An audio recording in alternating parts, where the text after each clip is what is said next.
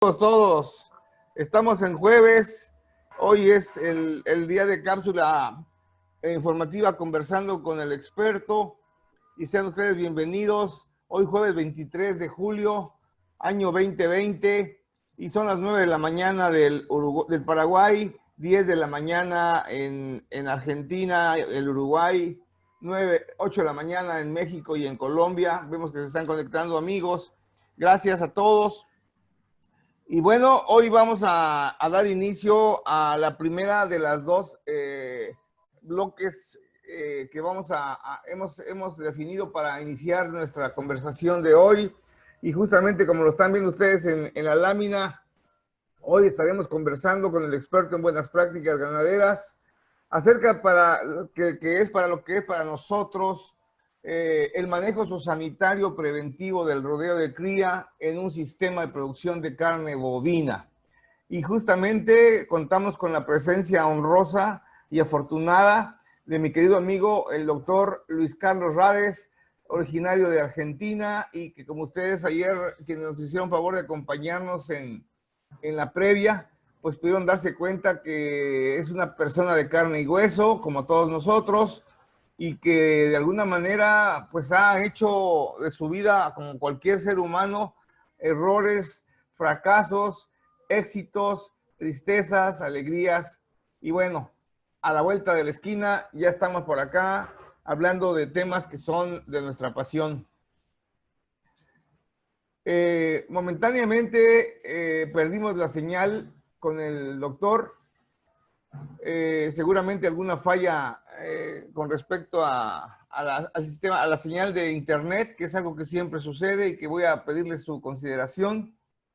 En tanto él entra, yo quisiera conversar con ustedes diciéndoles que esta buena práctica ganadera que se relaciona con el manejo zoosanitario de la cría, pues realmente es para mi gusto, una de las actividades más importantes que debemos de tener en cuenta, porque para mi opinión personal, en la medida que implementemos buenas prácticas preventivas en el rodeo, pero en especial estar hablando de los animales que van a ser el pie de cría, tanto machos y hembras, con respecto a buenas prácticas de vacunación, de desparasitación, pues estamos garantizando un plantel sano, un plantel estable. Así es que por eso es que estamos marcando como una práctica importante y que incluso vamos a abordarla en dos segmentos. Hoy, jueves, que es el que estamos iniciando y que ya vemos que regresó a la línea nuevamente de Luis Carlos por las fallas que les digo que son de algo que no está dentro de nuestros alcances. Y el próximo jueves 30 nuevamente contaremos con él para darle una segunda repasada a todos estos temas, en donde sí quisiera yo puntualizar antes de darle palabra a mi tocayo, es de que el día de hoy la idea sería hablar de esta buena práctica a la que, como les dije, hemos denominado la buena práctica de manejo zoosanitario preventivo en este rodeo de cría, pero vamos a abordar considerando como individuos a la hembra y al macho futuros padres, el macho semental y la madre vientre. Después vamos a abordar lo que pasa con la hembra en gestación y los cuidados en este sentido que tienen que guardar tanto la madre gestante como la cría o el feto en desarrollo. No podemos dejar a un lado al macho semental que ya cumplió con su deber de procrear, pero que también tenemos que seguirle dando cuidados sanitarios preventivos. El momento culminante, que para nuestro gusto es el hecho el acto maravilloso del parto en cualquier ser vivo, y en este caso los mamíferos y en este caso los bovinos. Todo lo que se tiene que preparar, atender y conducir para hablar de una buena práctica al parto, que en donde no me dejará mentir Luis Carlos, realmente cuando todo se lleva bien y todo se planifica bien, la mano del hombre realmente es muy insignificante la intervención porque la naturaleza es sabia. Pero aún así hay que hacer algunas consideraciones y después de eso, bueno, también Luis Carlos nos va a hacer favor de hablar con relación a lo que es propiamente esos cuidados que debemos de darle a la hembra posparto, pero también a la cría recién nacida y hasta ahí vamos a llegar en este primer bloque. Dejaremos algunas pinceladas de lo que veremos la próxima semana para que tengamos la idea. Nuevamente con nosotros Luis Carlos Rades desde La Pampa, allá en Argentina. Bienvenido Luis Carlos, buen día. Buen día Luis, gracias por esta oportunidad y buen día a la audiencia que nos está escuchando hoy para tratar estos temas vinculados con la producción ganadera, la producción de carne. Excelente, Luis Carlos. Ayer tuvimos una muy agradable charla. Quiero abrir el paréntesis para informarles que, bueno, así como se acaba de ir hace unos minutos Luis Carlos de la señal por las fallas de internet, es factible que estemos viviéndolo así en algún momento dado, así es que les pedimos desde este momento su consideración, pero pues es parte del juego. Bueno, Luis Carlos, pues ayer hablábamos de cosas muy interesantes. Nos comentaste un poco de tu afición a la lectura, a tu familia. Hablamos un poco del por qué y cuándo estamos acá, pero creo que lo más importante que debemos de resaltar de ayer fue algo que me gustó que dijiste y que de alguna manera coincido con vos. Si yo volviera a nacer, volvería a vivir y hacer lo que estoy haciendo, porque es así, ¿no? Entonces creo que eso nos identifica en esta bendita vocación profesional de la medicina veterinaria. Antes de iniciar, a mí me gustaría, si me lo permite, Luis Carlos, presentarte ante nuestros amigos que nos están haciendo el favor de seguir y que desde temprana hora ya tenemos aquí bastantes saludos y que les agradecemos mucho. Gracias, hay gente en este momento conectada de aquí del Paraguay, gente conectada de Argentina, gente conectada de Colombia. Gracias a todos. Saludos a mi querida Ingrid María López allá en Colombia. Te mando un beso muy grande, querida. Que esté bien todo por allá. Bueno, señores, pues déjenme presentarles a nuestro invitado de honor, que para mí es un lujo, así como todos los que lo han precedido. Luis Carlos Rades es médico veterinario de formación profesional, egresado de la Facultad de Ciencias Veterinarias, la UBA, y también tiene un magíster en Ingeniería en Calidad en la Universidad Tecnológica Nacional. Dentro de su experiencia profesional, él la inicia allá por los años 1994, cuando ingresa al INTA como agente de proyecto para el cambio rural en la Estación Experimental Agropecuaria de INTA de Concepción del Uruguay, en Entre Ríos.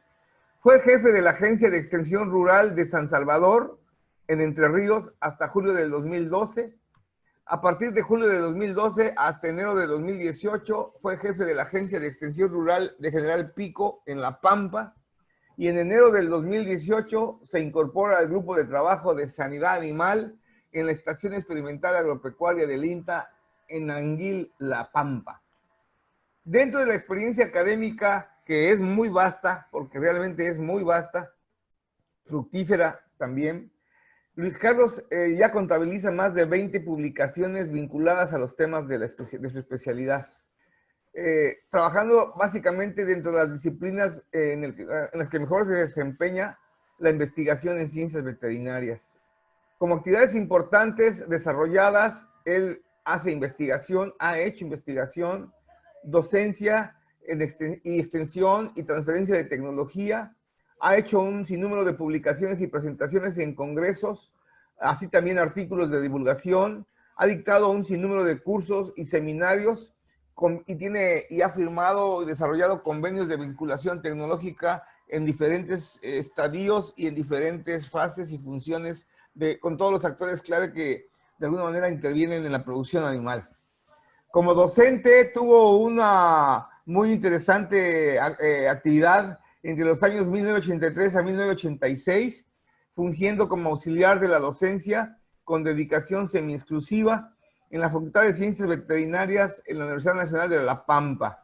Y ahí estaba trabajando, dictando, apoyando con la Cátedra de Clínica Médica y Quirúrgica de Grandes Animales. Para hablar de su formación especializada, su expertise, que es con el que actualmente hasta el día de hoy viene desempeñando satisfactoriamente y con reconocimiento nacional e internacional, Luis Carlos es un referente en buenas prácticas ganaderas y bienestar animal, cosa que me da muchísimo gusto, porque como ustedes deben imaginarse, cuando uno habla con gente del mismo pensamiento, perdón, con ideas diferentes pero en un mismo sentido, pues es un placer.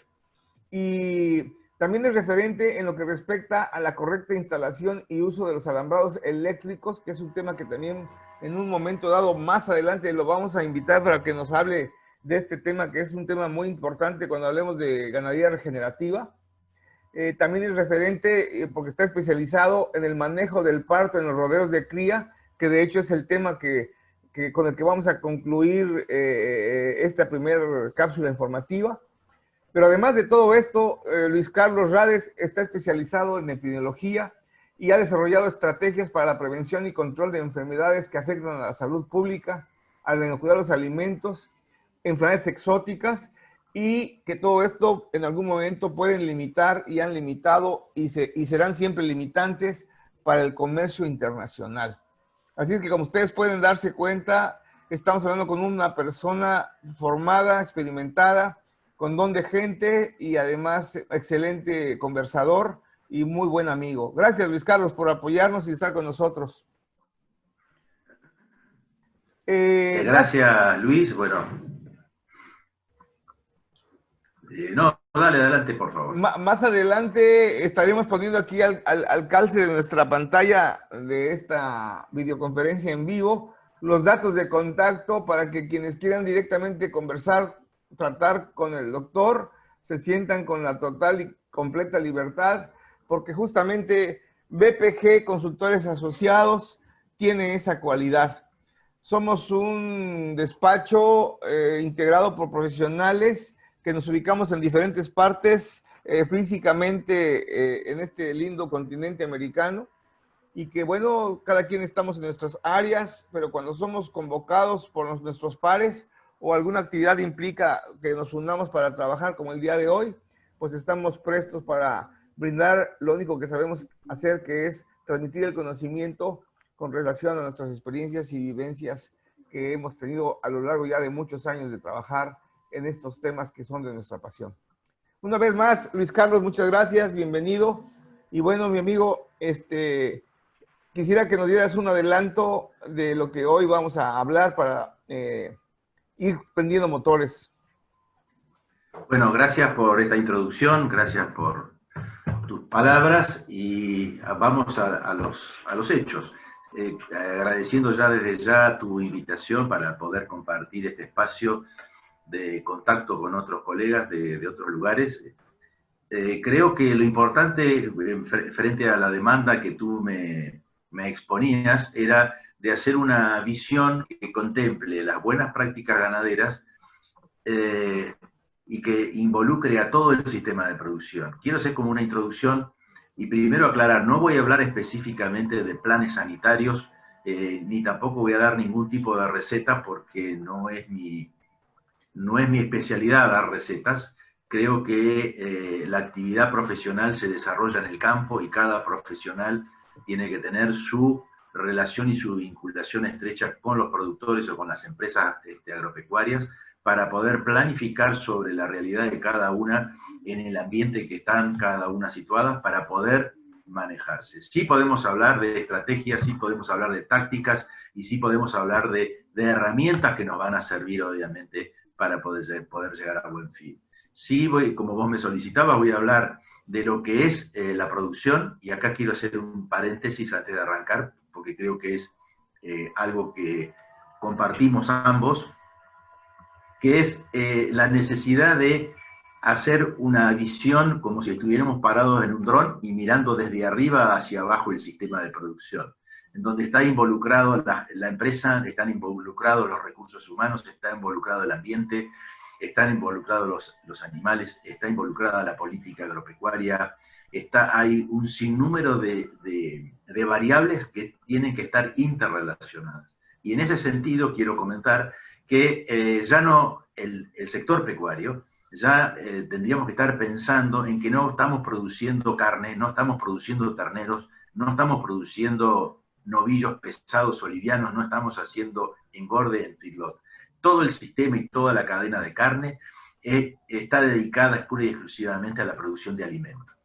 Cada uno de esos eslabones que componen la cadena de producción de carne tiene un sinnúmero de variables y a su vez también tiene recursos humanos que están vinculados y estrechamente relacionados con cada uno de esos eslabones en particular y con todos los eslabones de la cadena. Todos tienen alguna responsabilidad para que el alimento que se produce sea de excelente calidad. Y ahí sí vamos a introducirnos entonces en lo que estamos hablando, que es en las buenas prácticas ganaderas y el bienestar animal, que son atributos de calidad del alimento que se está produciendo. Me voy a poner a mostrar una filmina, si me permitís. Adelante, por favor. A ver si estamos acá. Bien. Entonces, quiero adelantarme un poquito en lo que estábamos hablando recién. Las buenas prácticas ganaderas engloban, estos son algunas obviamente, engloban todo el sistema y toda la cadena de la producción de alimentos. Los recursos humanos, la sanidad, el bienestar, el transporte, el medio ambiente. Dentro del medio ambiente está todo el factor también que tiene que ver con la alimentación y las instalaciones. Como la idea era empezar a hablar sobre el inicio de la producción de este alimento, que es el sistema de cría. Todos sabemos que, por lo pronto en la Argentina, el sistema de cría no es que se relegue a las zonas, quiero desmitificar esto, ¿no? Porque a veces al sistema de cría un poco que se lo subestima. El sistema de cría va y se desplaza hacia las zonas de nuestro país que tienen menor aptitud agrícola. No son zonas marginales, tienen menor aptitud agrícola. Creo que ese es el verdadero nombre que debe requerir esta zona. ¿Por qué? Porque obviamente la vaca, por la condición que tiene, puede estar sometida a estas situaciones ambientales con lo cual le permite, vamos, a medida que hablemos sobre obviamente lo que es la producción, le permite ser eficiente. Hablando de esto, entonces, ¿qué es lo que le pedimos a un rodeo de cría? ¿Qué es lo que le pedimos al sistema de cría? Bueno, obviamente producir terneros. ¿Qué es lo que se le pide a una vaca? Que sea longeva, que tenga un parto por año, que tenga un ternero vivo por año, que sea buena madre, que tenga buena producción de leche, etcétera, etcétera, que es obviamente lo que le estamos pidiendo y muchas veces en el imaginario creemos que tenemos una super vaca dentro del establecimiento. Pero para que sea una super vaca tenemos que también tener en cuenta algunos factores.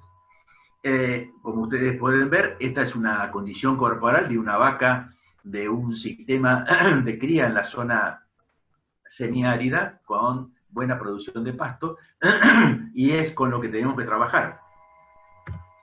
Y por otro lado, también lo que te podría referirme simplemente, si no, no nos alcanzaría el tiempo, hablar del servicio natural. Obviamente que esto no quiere decir que no se haga el servicio de inseminación artificial y las distintas metodologías.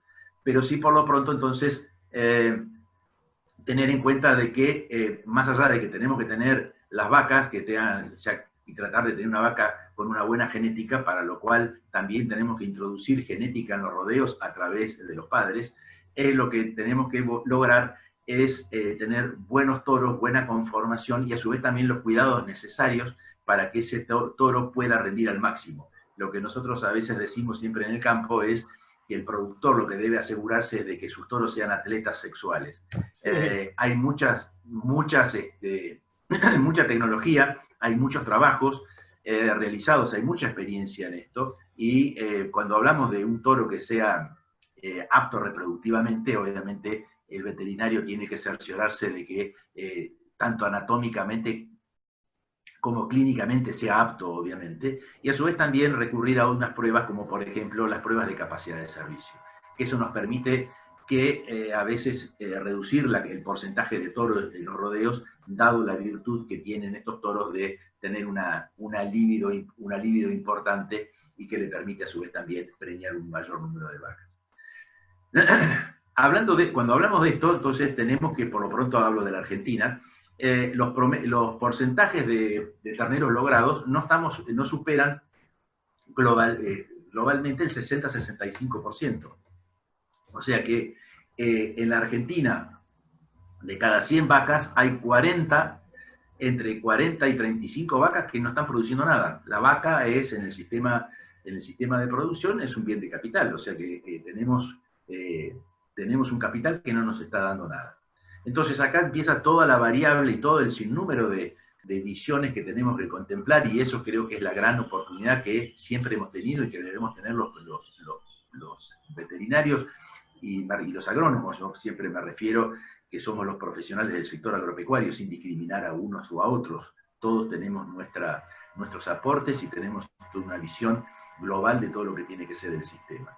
Por lo tanto, entonces, aquí hay que empezar a empezar a ver distintas variables. Habíamos pensado, justamente vos me comentabas, de todo lo que tiene que ver con la sanidad de los rodeos. Obviamente que hay que atender específicamente a aquellas enfermedades que pueden generar pérdidas.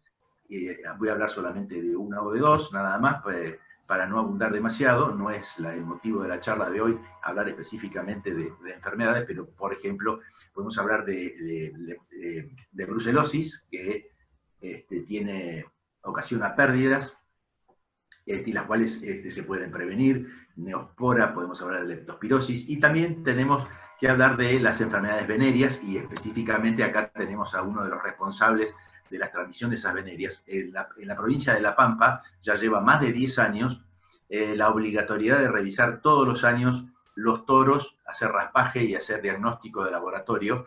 Ahora se ha implementado una nueva técnica en el ámbito, se está implementando a nivel país, pero ya en el ámbito de la provincia de La Pampa es obligatoria hacer diagnóstico molecular para eliminar de los rodeos a aquellos toros que sean positivos a las enfermedades venéreas. Eso es un buen adelanto y es una muy buena herramienta para mejorar los índices. Son también oportunidades de los profesionales que están en territorio, en terreno, que pueden trabajar en este sentido.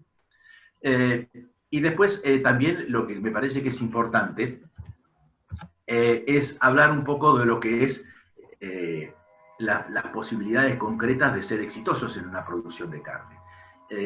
Después me voy a detener un poco en lo que tiene que ver con algunas otras actividades que tengan que ver con buenas prácticas, ¿no? Que es en el sentido de cuando vamos a manejar un rodeo, es manejar la reposición, que tiene que ver que justamente cuando estamos hablando de la reproducción, lo que queremos es tener una mayor cantidad de vientres que sean cabeza de parición. O sea que por lo pronto lo que uno tiene que tratar de llevar junto con el productor es que el 60% de los partos sean en el primer mes de parición, hablando siempre de un servicio estacionado de 90 días. Y de ahí un menor porcentaje de pariciones en el medio, que sería el cuerpo de la parición, y tener la menor cantidad de terneros o de pariciones en la cola, o sea, en el último mes de parición. Esto nos permite unificar el ternero, tener una mayor cantidad de terneros pesados al momento del destete, y a su vez también ejercer una mayor presión de selección de las hijas que van a ser las que van a ser las futuras hembras de reposición. Y a su vez también tomar decisiones que tienen que ver con el momento del entore. Lo que estamos viendo acá es una foto de una ternera de 15 meses que fue servida y obviamente tuvo una mala experiencia reproductiva. No creo que esta ternera continúe dentro de ese rodeo por la situación en que está. Es que al momento de planificar el sistema de reproducción, fundamentalmente, lo que tenemos que tener asegurado y planificado es el tema de la alimentación. Me voy a hablar de una ternera de 15 meses, que tiene que estar pesando 300 kilos, el productor tiene que asegurarse que esa ternera durante su gestación esté aumentando entre 400 y 500 gramos diarios, y a su vez también después del parto tiene que estar asegurándose de que el aumento de peso también sea de entre 400 y 500 gramos, para poder llegar en forma exitosa a su segundo servicio. Y lo fundamental en los rodeos de cría, y me salgo de los 15 meses, sino de todas las vaquillonas que son servidas en su primera etapa de aparición, lo difícil siempre es el llegar al segundo servicio. Y esto se logra fundamentalmente con un manejo de los recursos forrajeros. Creo que hay mucha experiencia en todos los países latinoamericanos en esto. Estamos viendo, entre otras cosas, manejo holístico, manejo pastoreo basal en cría. Hay realmente una visión y hay un futuro en esto, en donde se está pensando realmente en mejorar sustancialmente todo lo que tiene que ver con mejorar la economía de las empresas, mejorando los índices. Y en esto quiero también hacer énfasis, ya que estamos incursionando, y acá en la Argentina, en toda la zona de la Pampa húmeda, es el corazón agrícola, sojero y maicero, es la agricultura de precisión. Y nosotros también estamos hablando de lo que ya está instalado y empieza a avanzar muchísimo, que tenemos que hablar de agricultura de precisión para la ganadería, y tenemos que hablar de ganadería inteligente y ganadería de precisión. Y esto lleva consigo justamente, y no lo deja de lado, al contrario, lo incorpora fuertemente, que tiene que ver con lo que son las buenas prácticas. Y las buenas prácticas son las que nos llevan a las buenas prácticas agrícolas, lo que venimos hablando recién, que tiene que ver con la interacción veterinario-agrónomo y productor para poder asegurarse la producción de alimento que permita ser sostenible en el tiempo la producción y no caer en estas situaciones que pongo estas fotos porque son extremas, ¿no?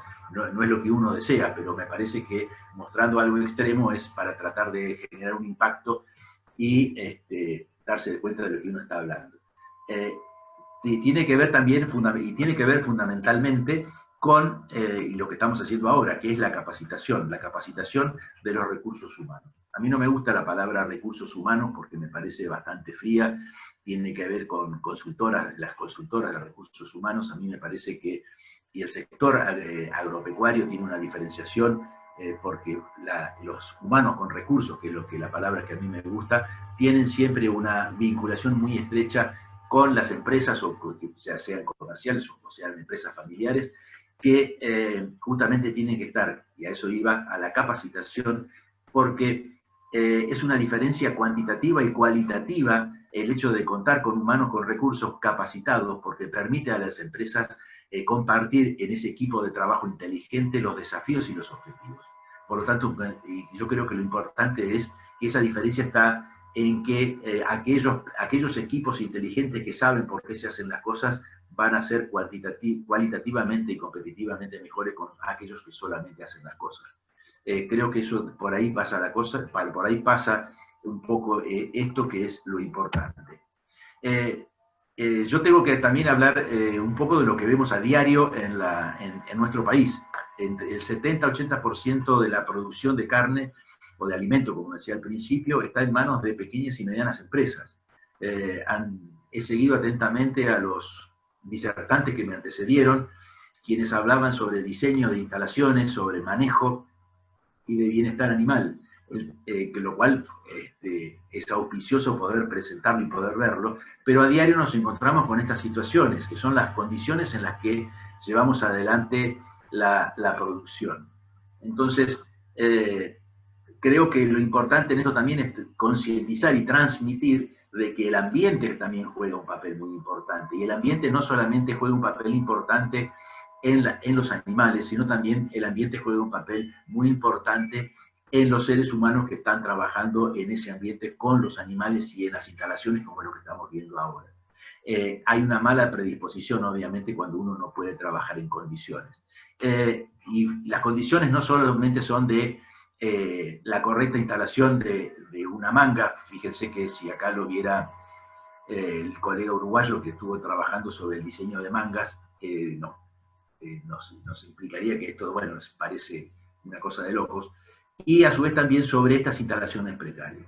Yo creo que acá importante es no solamente esta situación, sino también el poco respeto por la calidad del trabajo que realizan las personas que están a cargo de estos animales. No solamente las personas que están a cargo, sino también los profesionales que acudan a hacer este trabajo. Este andamio o este andarivel o este andén, cada país tiene una manera distinta de referirse a lo que estamos viendo acá. Es de riesgo. porque fíjense ustedes que acá hay fundamentalmente, como se dice en la Argentina, está todo atado con alambre. Entonces es muy precario. Y esto genera también riesgos que tienen que ver con los siniestros en el sector pecuario, o en el sector ganadero o en el sector agrícola. En Argentina, dos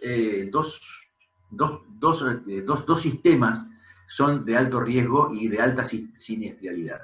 Uno es el de la construcción y el segundo es el sector agropecuario.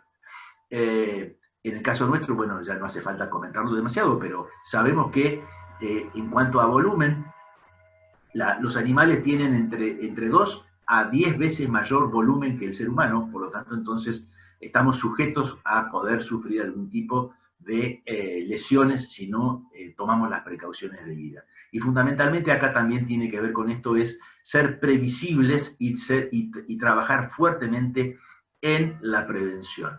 Entonces, en este sentido, es importante, por eso dije yo, de equipos de trabajo inteligentes en donde se comparten objetivos, es tomar decisiones inteligentes y ver que acá el capital de esta empresa es bastante interesante, entonces es destinar e invertir en mejorar las condiciones. No estamos hablando de poner una manga nueva, pero por lo pronto mejorar las condiciones, cosa que de a poco se pueda ir trabajando en este sentido.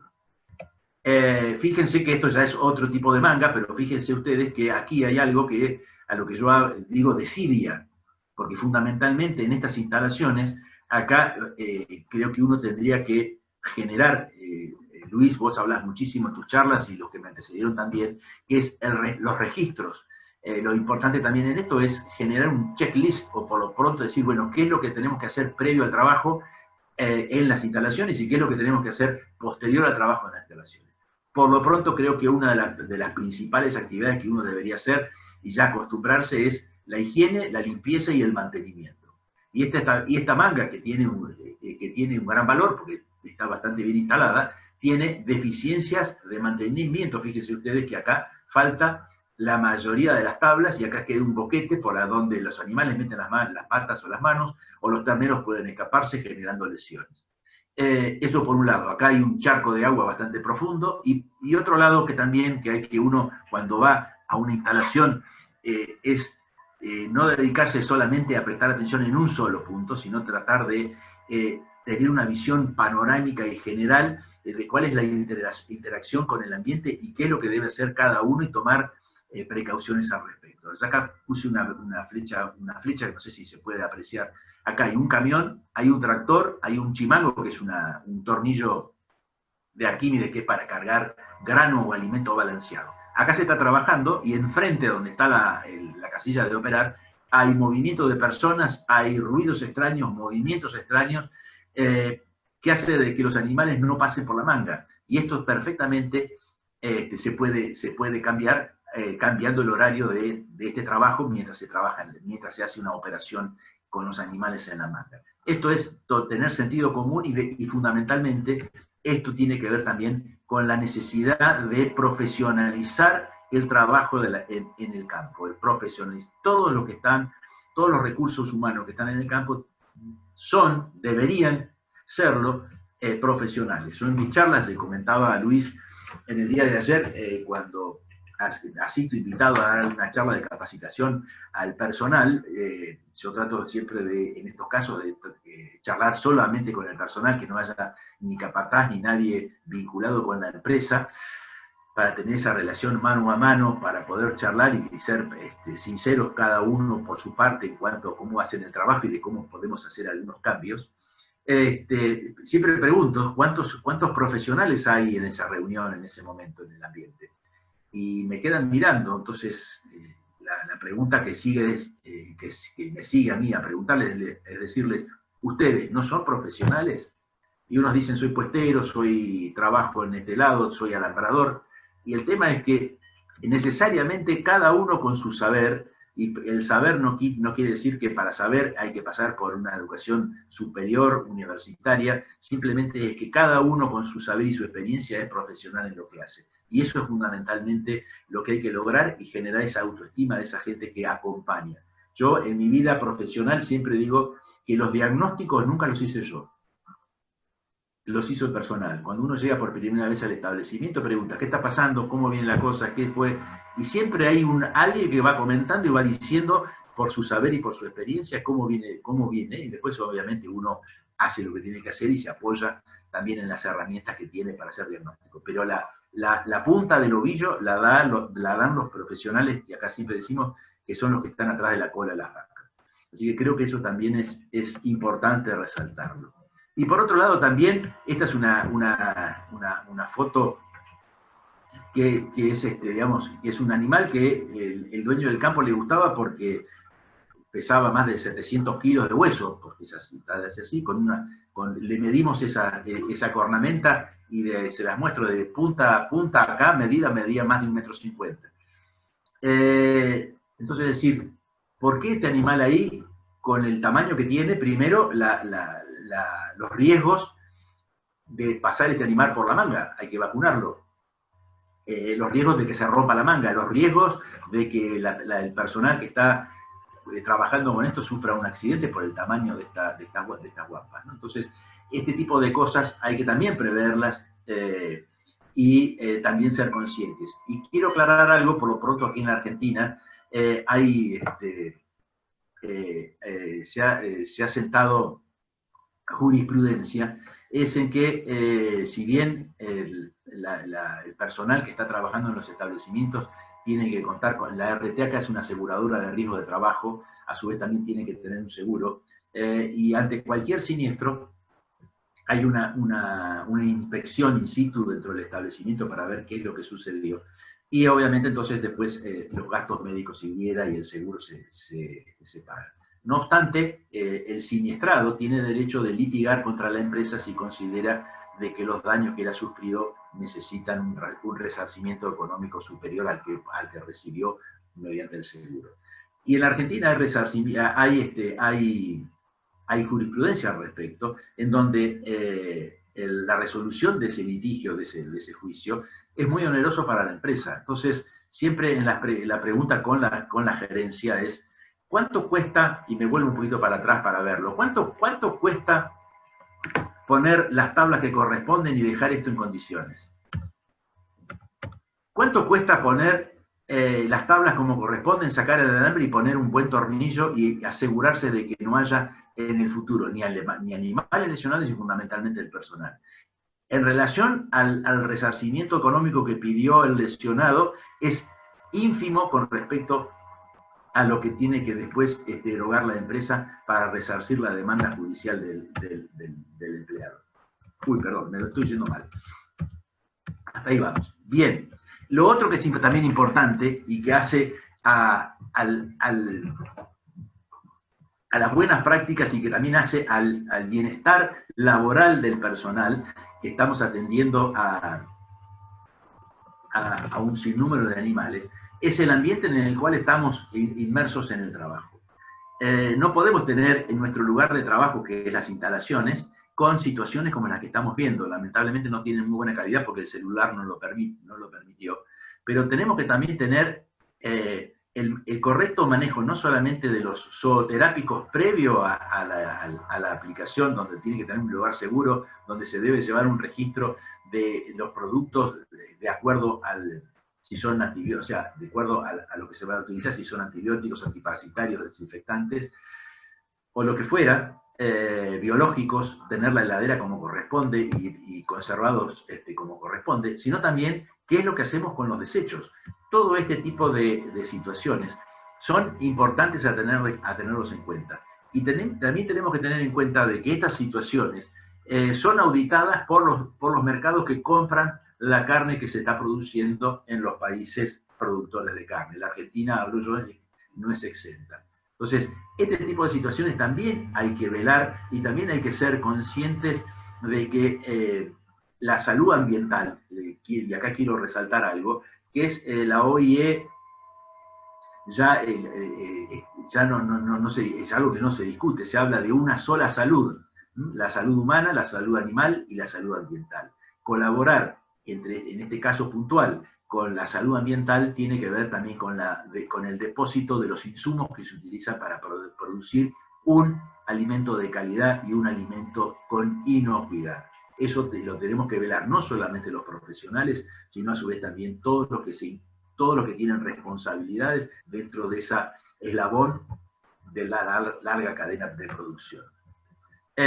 Obviamente que es lo que nosotros quisiéramos tener y que abogamos para que cada establecimiento tenga las mejores instalaciones de acuerdo a sus dimensiones, obviamente, pero esto sería lo acorde, un piso, la manga situada sobre un piso de cemento donde se pueda hacer un buen mantenimiento, donde se pueda hacer una limpieza, y fundamentalmente también creo que lo importante es tratar de que en cada una de estas instalaciones haya agua.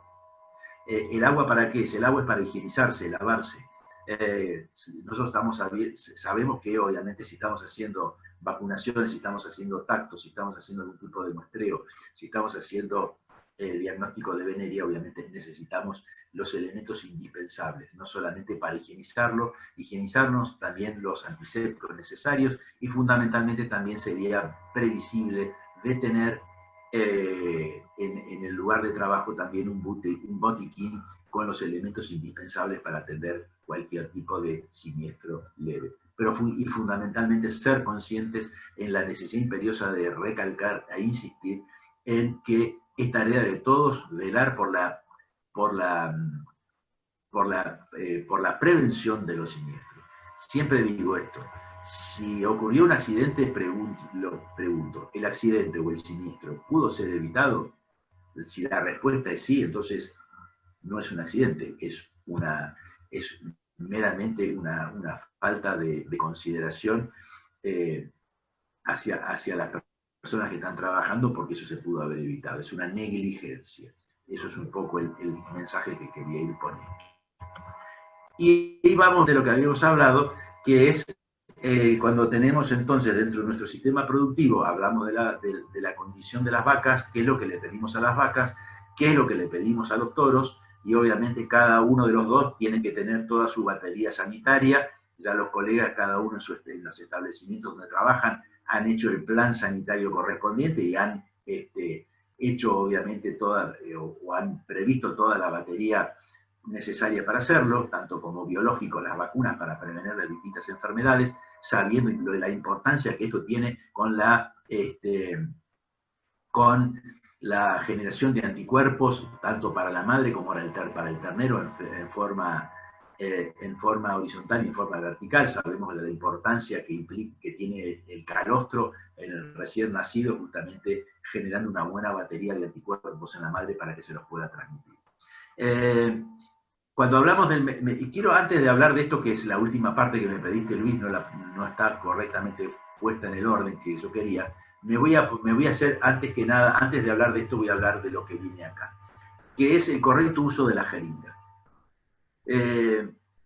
Y acá voy a hacer mucho hincapié en esto, y acá esta es una jeringa de alguien vinculado con el sector pecuario, y voy a mostrar algunas situaciones. Esta y esto. Y antes de hablar de esas dos situaciones, quiero decir que el conjunto de jeringa con su respectiva aguja es un instrumento quirúrgico. Como tal debe tratarse. Siempre se generan polémicas en que si la jeringa la tiene que utilizar el veterinario y no debe delegarla, o la jeringa la puede usar cualquiera. Yo digo que la jeringa la puede usar cualquiera, sin lugar a dudas, pero cuando se delega el uso de la jeringa a cualquiera que no sea un profesional, tenemos que tomar los recaudos necesarios para que se la utilice con responsabilidad. La jeringa debe tener, no debe estar como en este caso, la jeringa una vez que se utiliza se debe desarmar, se debe lavar, se debe hervir y después se debe lavar con agua, si es posible con agua destilada, y después se la debe armar y se la debe lubricar con lubricantes específicos, son siliconas que se compran en cualquier comercio del rubro, ni con aceite de cocina, ni con aceite de motor, ni con aceite de ningún tipo. Y lo que ustedes ven acá es que esta jeringa hace mucho tiempo que se viene usando y nunca se la limpió. Y esto que ustedes ven acá es mugre. Y esto que lo que se ve acá es mugre. Y esto lo que se ve acá es una arandela deteriorada. Por lo tanto, cada vez que la jeringa se utiliza, se desarma y se lava y se reemplazan todos aquellos elementos que correspondan ser reemplazados. Por otro lado, tampoco es, no es la palabra decir aconsejable, tampoco se debe utilizar la jeringa, una sola jeringa para hacer diferentes tratamientos. Voy a ir a mostrar esta foto que está acá. Esto es lamentable. Esto es una jeringa que se estuvo utilizando con un antiparasitario y se fue a limpiarla a un bebedero para después utilizarla para inocular un biológico. Cada zooterápico que es inyectable debe contar con su jeringa específica, porque si no estamos trabajando y estamos generando culpas o al laboratorio o al veterinario o a quien sea que hace las cosas mal. No, tenemos que hacer las cosas bien. Primero, si nosotros hacemos esto, si estábamos utilizando un antibiótico o estamos utilizando un antiparasitario, la limpiamos en estas condiciones deficientes y paupérrimas inconcebibles, y vamos a utilizar un biológico, muy probablemente, estamos mermando la capacidad de generar anticuerpos, la capacidad antigénica de ese biológico para que cumpla la función para la cual fue concebido. Y la culpa no es del laboratorio ni del veterinario, sino de quien está realizando la tarea. Por eso siempre digo, la jeringa es un instrumento quirúrgico que debe ser utilizada con responsabilidad y se debe delegar a quien haga el trabajo con responsabilidad. Perdón, me voy para acá antes de terminar. Otro de los temas que también es importante velar son los distintos elementos que tiene la jeringa. Esto es el vástago, y todo creo que conocemos lo que es una jeringa de acuerdo a los distintos modelos, pero esto es el vástago, que tiene acá una cremallera. Esta cremallera, con el uso, se gasta. Por lo tanto, entonces, este vástago seguramente en algún momento hay que cambiarlo. Y acá tenemos el lugar donde, a partir de estas pequeñas ruedas, se puede calcular la dosis que se va a inyectar, de entre 1 a 5 centímetros cúbicos, que esta es la cantidad de centímetros cúbicos que se pueden inyectar o inocular de acuerdo al zooterápico. Estos elementos también se gastan. Estas rueditas también se gastan. Por lo tanto, entonces, este gatillo que va a desgastar este elemento que permite medir o calcular la dosis que se va a inyectar, también hay que velarlo y que hay que cambiarlo cuando corresponde. ¿Por qué digo esto? Porque acá se corren riesgos de que estemos o sobre inoculando, o sea, estemos inyectando de más, o al zafar, si esto está roto, estemos inyectando de menos. Por lo tanto, entonces, la eficiencia de nuestro trabajo es nula. Si inyectamos de más, es caro. Si inyectamos de menos, no estamos previendo el hecho de que estamos haciendo las cosas bien. Entonces, tengamos en cuenta que lo que dije al principio es que tenemos que velar porque la producción del alimento sea de alta calidad, porque es el mercado lo que nos lo pide, sea muy eficiente y a su vez también sea un trabajo de precisión. Y esto es parte justamente de asumir las responsabilidades para que el trabajo sea hecho por profesionales, y cuando digo de profesionales no por veterinarios o agrónomos, sino por los profesionales que componen al sector pecuario. Todos son profesionales y todos esos profesionales saben por qué se hacen las cosas. Entonces son los que toman decisiones. Nos pasa a veces a nosotros de que el personal dice, no digo nada porque por ahí la empresa me reta.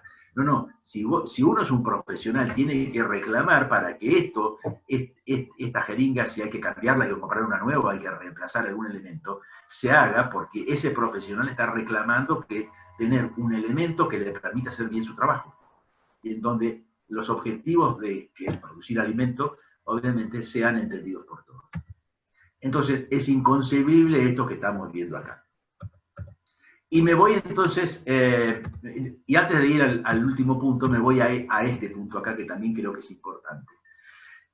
Yo creo que por lo menos acá en la Argentina, en la mayoría de los casos, es a uno de los elementos que menos importancia se le otorgan. Y sin embargo son elementos de muy bajo costo, que son las agujas. Lo que ustedes están viendo acá es una aguja nueva sin usar. Las agujas, no importa el tamaño y el espesor, son obviamente un instrumento quirúrgico, de ahí que insisto en esto. ¿Por qué?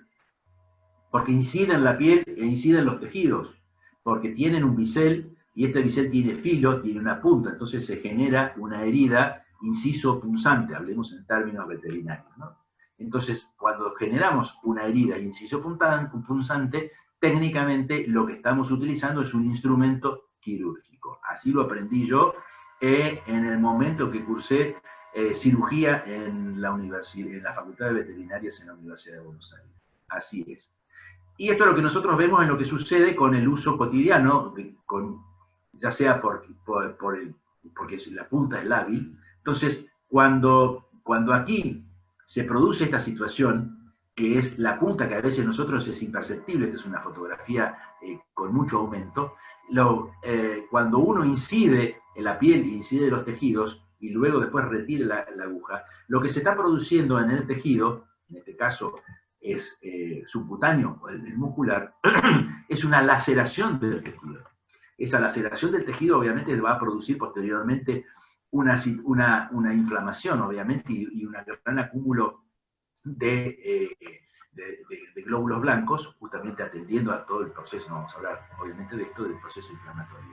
Más allá de que muchas veces cuando, esto físicamente pasa así, cuando el filo de la aguja se perdió y entonces se hace fuerza para introducir punzar el tejido para hacer la inoculación o la inyección, la falta de filo hace de que la aguja se transforme y actúe como un sacabocados. El sacabocados es para hacer agujeros en el cuero.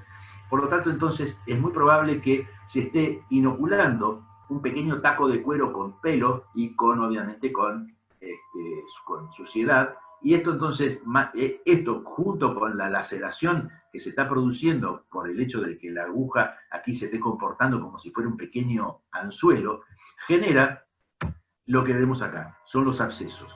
En Argentina se pierden 13.000 toneladas de carne producto del dressing. El dressing es el acomodamiento de la carcasa para sacar este tipo de lesiones que son lesiones por infecciones.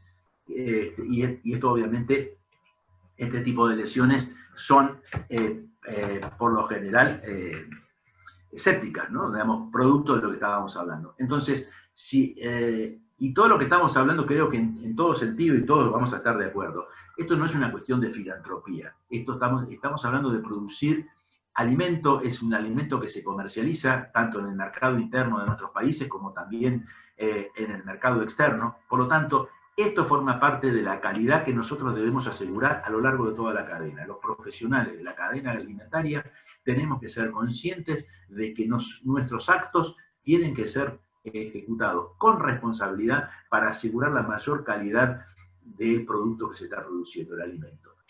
Hablamos mucho de la terneza, hablamos mucho de la jugosidad, hablamos de muchos factores que obviamente que se les presta atención fundamentalmente a la hora de la comercialización y fundamentalmente en la vender nuestros productos en los mercados internacionales. Pero también hay que asegurarse, y los mercados internacionales también están interesados porque los consumidores son los que exigen este tipo de cosas.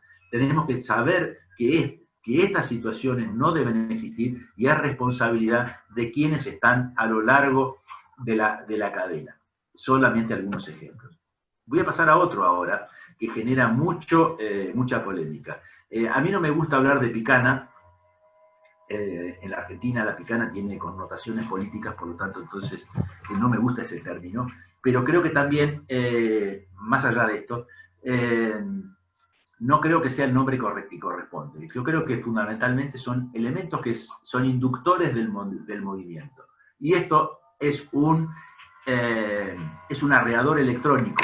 Y este arreador electrónico, que tiene una batería, produce una descarga similar, porque el sistema es muy similar, a la descarga que produce la patada que produce un alambrado eléctrico o una cerca eléctrica. Y esto está reglamentado por el Servicio Nacional de Sanidad Animal de la Argentina, el uso, pero sin hilar tan fino, yo quiero responder a la gran polémica que siempre se suscita. ¿Se debe utilizar el arreador electrónico o no? La biblioteca está dividida en dos partes, los que dicen que sí y los que dicen que no. Yo no le hago caso a ninguno ni a la otro. Simplemente digo que es un elemento que permite inducir el movimiento de los animales, por lo tanto, vuelvo a insistir, se debe utilizar con responsabilidad. Si nosotros aplicamos todas las normas de buenas prácticas y a su vez también tenemos las instalaciones debidamente construidas, que ya de esto Luis se ha encargado de que los que me antecedieron hablaran mucho sobre esto y han dejado mucha experiencia en esto, simplemente voy a reforzarlo nada más. Y aplicamos el tema de los inductores de movimiento utilizando las banderas o las banderolas, como dice Luis. Creo que sería suficiente. No obstante, hay en algunos momentos en que es necesario quizás la utilización del arreador electrónico. ¿Cómo se debe utilizar el arreador electrónico? Simplemente aplicando un toque a la altura de los garrones, no en las masas musculares. Eso es fundamental. Hay antecedentes en nuestro país con el tema del uso del arreador electrónico en las auditorías de la Comunidad Económica Europea. Se auditaban campos de cría en donde había personal que tenían el arreador electrónico en la mano y el resultado final de la auditoría, y entre otras cosas, tuvieron una no conformidad. La no conformidad son aquellos puntos en que se observan y que deben ser modificados por parte del auditado. No quiere decir que no haya pasado una prueba, sino que las debe modificar. Y se hacían referencia al uso del arreador electrónico. Entonces la respuesta de la empresa dijeron, pero lo tenía en la mano, no lo estaba usando. Entonces la respuesta le dijeron, lo tenía en la mano, no lo estaba usando, pero la intención era usarlo. Entonces lo que le dijeron es, el arreador electrónico tiene que estar resguardado en buen lugar, lejos de donde están los animales, y solamente debe ser sacado de ese lugar, utilizado a la altura de los garrones, y luego ponerlo nuevamente a buen resguardo hasta que sea necesario utilizarlo una próxima vez. Fíjense ustedes que si bien no implica la no compra o el cerrar un establecimiento por no cumplir con estas normas, pero fíjense ustedes la importancia que los compradores tienen sobre el uso de estos elementos y de no atender a las normas de buenas prácticas. Y esto no es, ya Luis lo comentó, los que me antecedieron también lo dijeron, esto no tiene que ver que esto es una barrera arancelaria y un cuento sobre que esto lo hacen para que nosotros no le podamos vender carne a uno o a otro. Creo, señores, que esto vino para quedarse, esto hace a que podamos mejorar nuestra calidad de los alimentos que estamos produciendo, mejorar la calidad de vida de los animales y fundamentalmente también mejorar la calidad de vida de las personas que están involucradas en el sector agropecuario. Perdón, me adelanté. Bien. También es importante, y ahora sí vamos a comentar sobre el manejo de los vientres. La vaca preñada, obviamente, en las zonas puntuales donde yo me refiero y que en la provincia de La Pampa, las dos terceras partes de su superficie es árida y semiárida y donde se encuentra y es un importante productor de terneros, es que nosotros podemos jugar con la vaca en tanto y en cuanto hayamos diagramado correctamente nuestra oferta forrajera, nuestra cadena forrajera. Hay mucha capacitación en esto, creo que es interesante. El alambrado eléctrico es una herramienta muy interesante, muy importante, porque es muy económica para poder hacer las divisiones necesarias para que podamos lograr una recuperación de los forrajes que tengan alto valor nutritivo y alta palatabilidad y evitar obviamente de que sean que nosotros perdamos justamente esa flora natural que es importante y que hay que rescatarla para que sea sustentable el sistema. Y también tenemos que asegurarnos de que ese animal, después de los primeros 6 meses de gestación, en el último tercio, pueda poder completar la gestación del ternero y llegar a feliz término al parto. Cuando hablamos del parto, obviamente, creo que lo importante en esto es también, dentro de los sistemas inteligentes o de los equipos de trabajo inteligente, es tener al personal que está recorriendo y cuidando a los vientres que están entrando en parición. Yo sé que seguramente que también en otros países latinoamericanos por ahí no es fácil. En las zonas nuestras son, obviamente, porque estamos hablando de zonas áridas y semiáridas, en donde la superficie es muy grande y la receptividad y la carga animal es muy chica justamente por esas condiciones. Hay zonas que son de monte, por lo tanto, entonces, a veces ver a los animales no es tan fácil y a veces se nos escapa. Pero sí estar entrenados para eso y poder ir viendo la situación y para del rodeo en el momento de la aparición, que arranca la aparición, para justamente poder tomar las decisiones correctas. Las personas que recorren ya saben que una vaca que está pronto a parir se separa del rodeo, está sola, está con el lomo arqueado, hay un flujo filante a través de la vulva, o sea que nos está previniendo de que la vaca está entrando en fase de parto, en donde está en el primer proceso, que es el de la dilatación. Recordemos que eso es importante, y creo que en esto me quiero detener, que quienes tengamos que estar trabajando en el sector, el veterinario no está de forma permanente en un establecimiento para poder atender todas esas situaciones. Tiene que ser lo suficientemente enfático para poder capacitar a sus profesionales, que son su mano derecha en el momento de la aparición, que son los que tienen que tomar decisiones en forma rápida para poder preservar la salud reproductiva de la madre y tratar de también de tener un ternero nacido y en lo posible vivo. Por lo tanto, entonces son aquellos los que tienen que estar atentos a esta situación. Entonces, cuando vemos que, y lo que tenemos que tratar de explicar justamente a nuestra mano derecha, que son los empleados que están en ese momento atendiendo la responsabilidad de los partos, es que entiendan qué es lo que sucede dentro de la vaca, no afuera de la vaca. Y eso creo que es fundamentalmente, y que obviamente realizan a veces operaciones que obviamente que están reñidas con el bienestar animal, pero no lo hacen, lo hacen porque no saben. Entonces creo que lo importante es esto, saber que la primera fase del parto es la fase de dilatación, es cuando el ternero se está acomodando, la madre lo está acomodando para poder producir un alumbramiento feliz.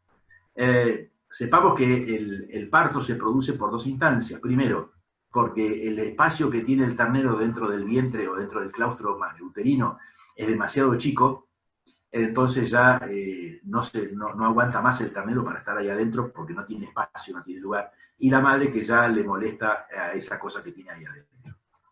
Por lo tanto, entonces, a través de esto que yo lo comento de forma muy rápida y muy fácil, se desencadena todo un proceso hormonal que genera entonces toda la preparación.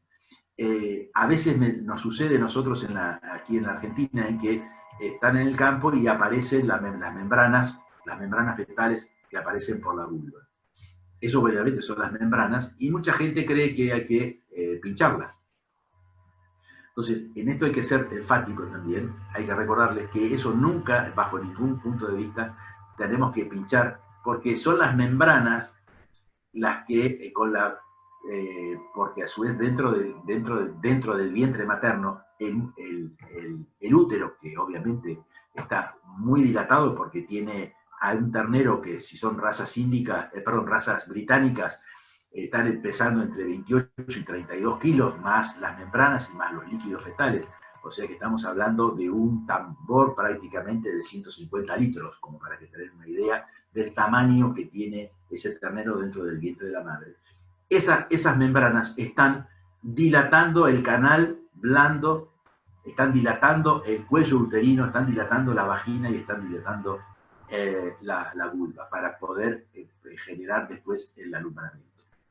Esto cuando termina, cuando naturalmente las membranas fetales se rompen. Y es en el momento entonces donde comienza la segunda fase del parto, que es el parto propiamente dicho. No me voy a adelantar más acá porque es lo que vamos a tratar en la próxima reunión de la semana que viene. Pero sí, lo importante es que veamos de que cuando se va a proceder a ayudar un parto, lo que tenemos que tener en cuenta es que, en primer lugar, hay que darle tiempo a la vaca, hay que ser paciente, pero no hay que dormirse, no hay que trabajar en forma apurada.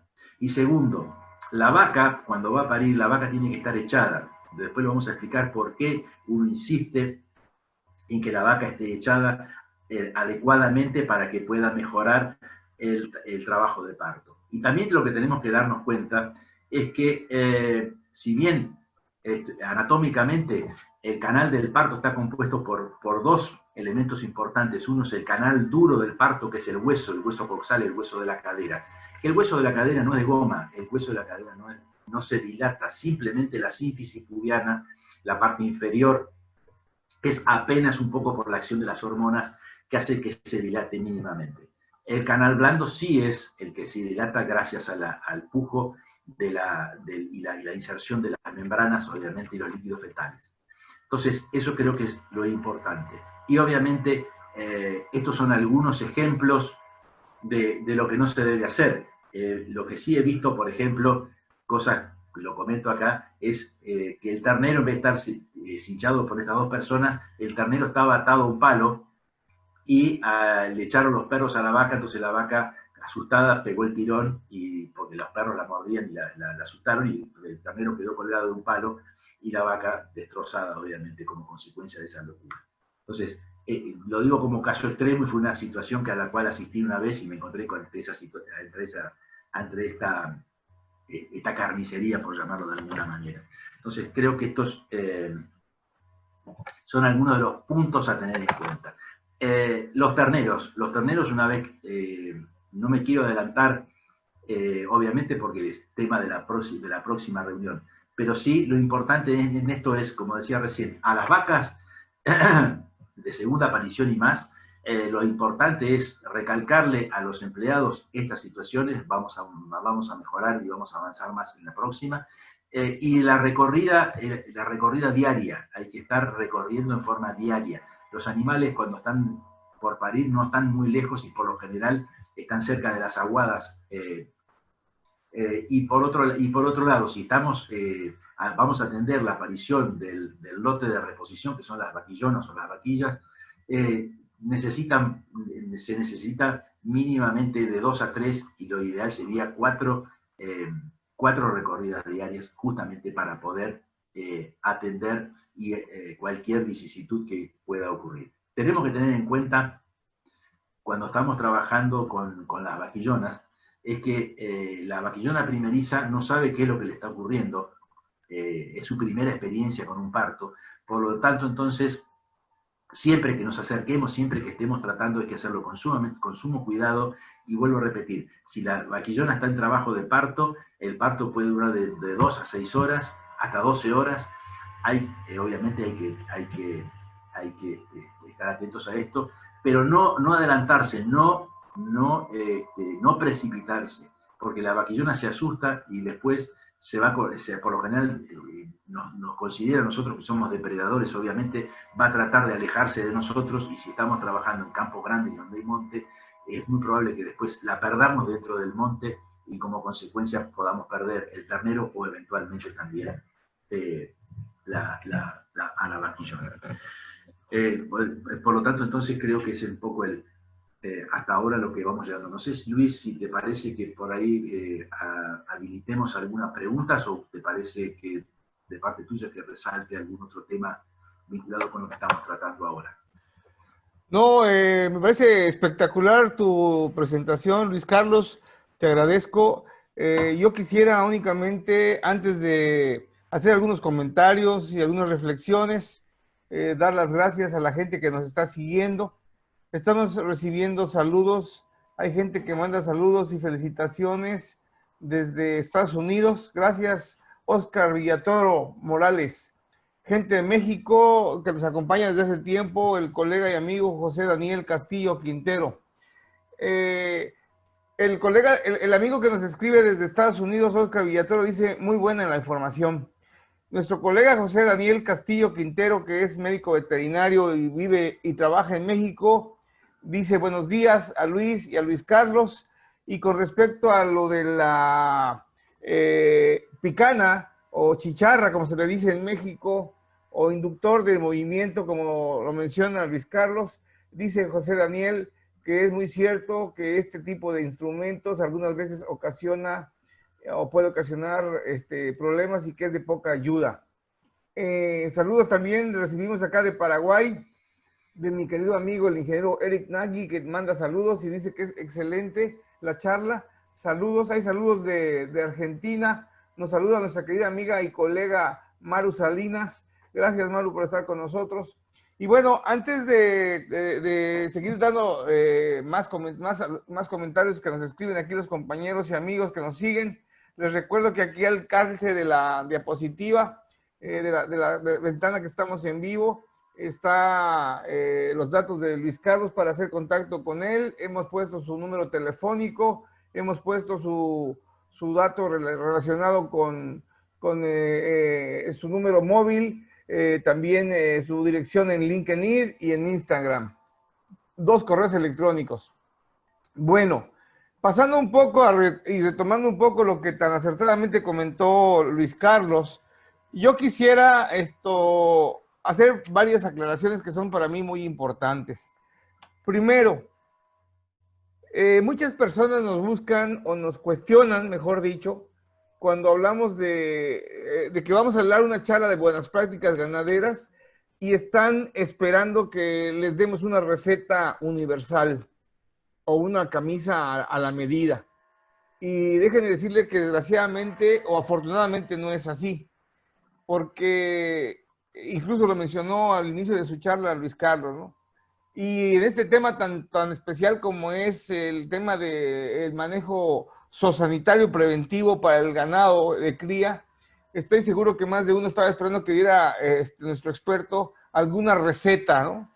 Alguna receta que sí la hay, que sí existe, pero que justamente eso se lo dejamos al colega clínico, al colega que está in situ en la unidad de producción, y que además hay que entender que aunque la unidad de producción sea vecina de otra, independientemente que sea el mismo dueño incluso, son 2 mundos diferentes y se tiene que estructurar debida y correctamente para cada una, según la población, el esquema conveniente. Entonces, yo les quiero decir que nunca vamos a dar recetas de cocina. Tal vez demos alguna sugerencia en función a nuestra expertise, a nuestros fracasos, que se vuelven después experiencia. Pero las buenas prácticas ganaderas, reitero, no son recetas de cocina o recetas universales y mucho menos camisas a la medida. Por otro lado, con respecto al esquema sanitario preventivo, pues es lo mismo, ¿no?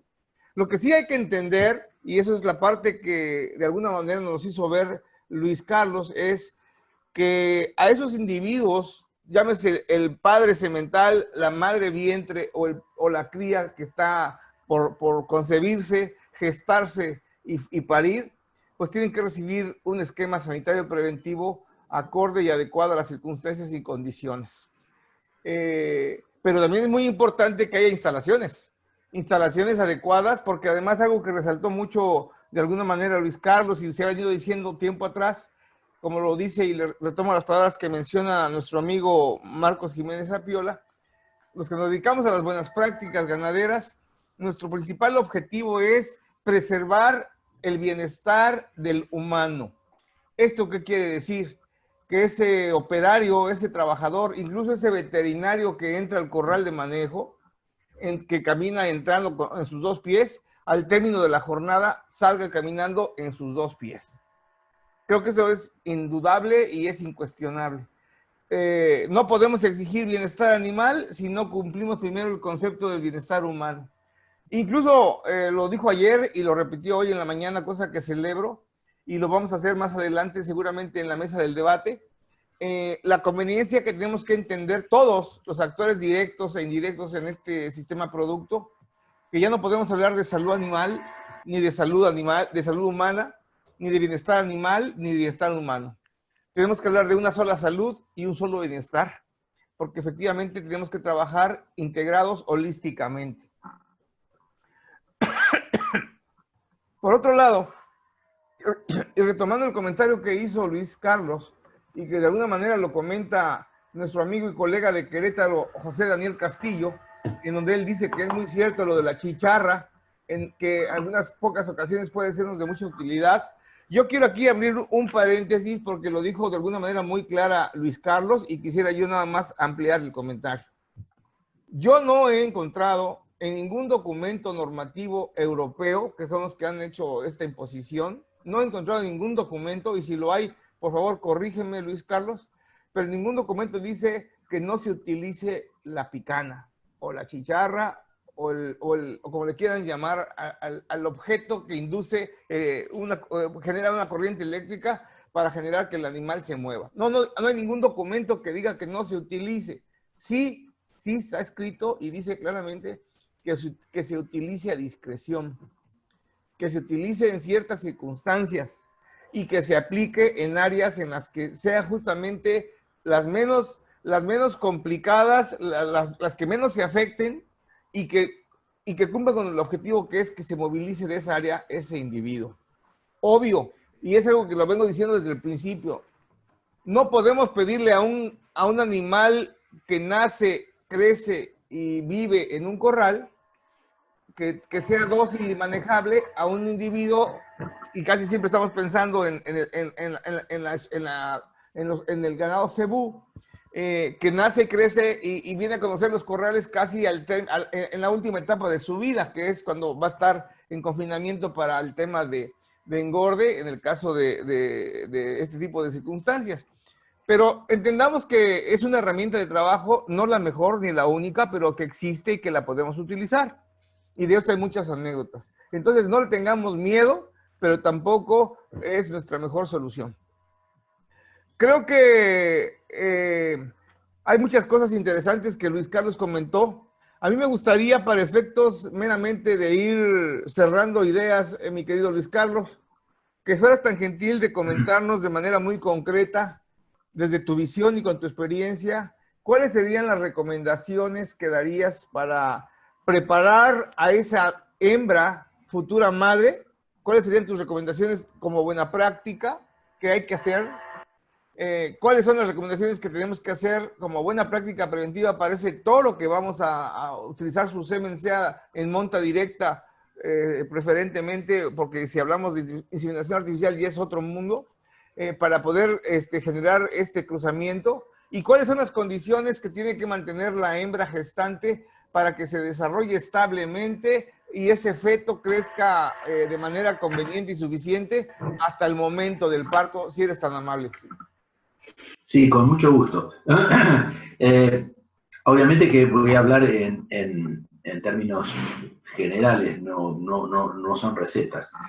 Fundamentalmente cuando se toma la decisión, cuando está tomada la decisión, obviamente, de que la reposición va a ser con terneros de marca líquida, lo que decimos nosotros, son con terneras que proveen del propio rodeo.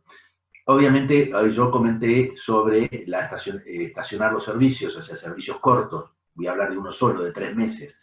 Por lo tanto, entonces, las terneras van a tener que ser elegidas de las que nacieron en la cabeza de parición, o sea, que son aquellas que nacen en el primer mes de parición.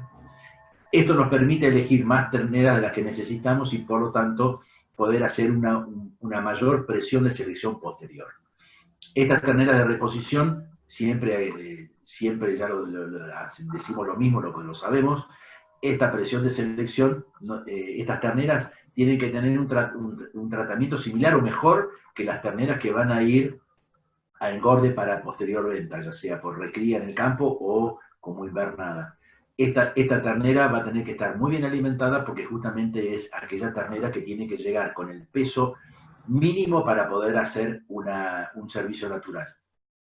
Puede ser un servicio de 15 meses, puede ser un servicio de 24 meses, de 27 meses, de 18 meses. Hay distintas alternativas de acuerdo a la zona donde se esté trabajando.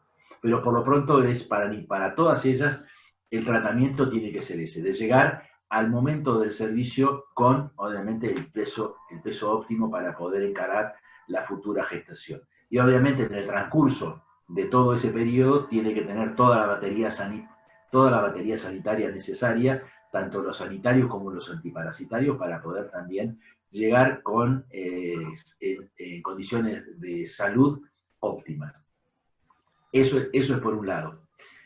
Una vez que se produce, obviamente, una vez que están en servicio, el tema de los toros. Yo creo que también el tema de los toros tiene que estar revisados con mucha anticipación, siempre hablando de servicio natural, obviamente, tener que estar revisados con mucha anticipación previo al servicio. Cuando estamos hablando de revisión, tiene que ser tanto la revisión de sus órganos genitales internos como externos, y a su vez ser muy cuidadosos también a la hora de la revisación, que tiene que ser la revisación de los miembros, fundamentalmente el tren posterior. Y a su vez también ser muy cautos y también, lo comento porque a veces se pasa desapercibido. El toro tiene que tener sus dos ojos en condiciones. ¿Por qué? Porque el órgano reproductivo más importante del toro es la vista. El toro es el que, cuando está trabajando, es el que ve a las vacas que están en celo, ve la vaca que queda inmóvil cuando es montada por otra vaca. No voy a avanzar mucho en esto. O sea, tener una revisación previa, anticipada al momento del servicio, y sacar aquellos toros, obviamente, que no están en condiciones, tanto sea del aparato locomotor como su aparato genital interno y externo. Y obviamente también las revisaciones sanitarias, los raspajes para descartar enfermedades venéreas y toda la batería de vacunas necesarias para tener un toro en condiciones sanitarias. ¿Y por qué es importante hacer estos trabajos con anticipación? Porque si no, al momento de que comienza el servicio, salir a comprar toros es muy difícil porque no hay. Y a veces cuando se va a comprar toro en esas situaciones, compran lo que hay. Entonces no se condice con lo que estamos buscando, que es tener padres de buena calidad genética. Y de esto estamos hablando de productores, desde grandes dimensiones hasta pequeños productores. Justamente para aquellos que son de menor escala, obviamente esas situaciones se complican. Entonces hay que anticiparse para poder darles el tiempo necesario, de ser necesario hacer una buena compra y para poder acceder a la genética, siempre hablando de servicios naturales. Sí, definitivo. Incluso, si me lo permites, yo agregaría, ya que estamos hablando en el medio desde hace tiempo con el tema de la importancia del bienestar animal, de la conducta del bovino, y que bueno, si lo que estamos buscando es un individuo que sea de temperamento estable, en otras palabras, que esté habituado al manejo, a la presencia del ser humano y con todo lo que conlleva actividades cercanas en él, pues tenemos que entender y que debemos de apoyarnos en una prueba de campo muy interesante y muy práctica que se le conoce como prueba o evaluación del temperamento.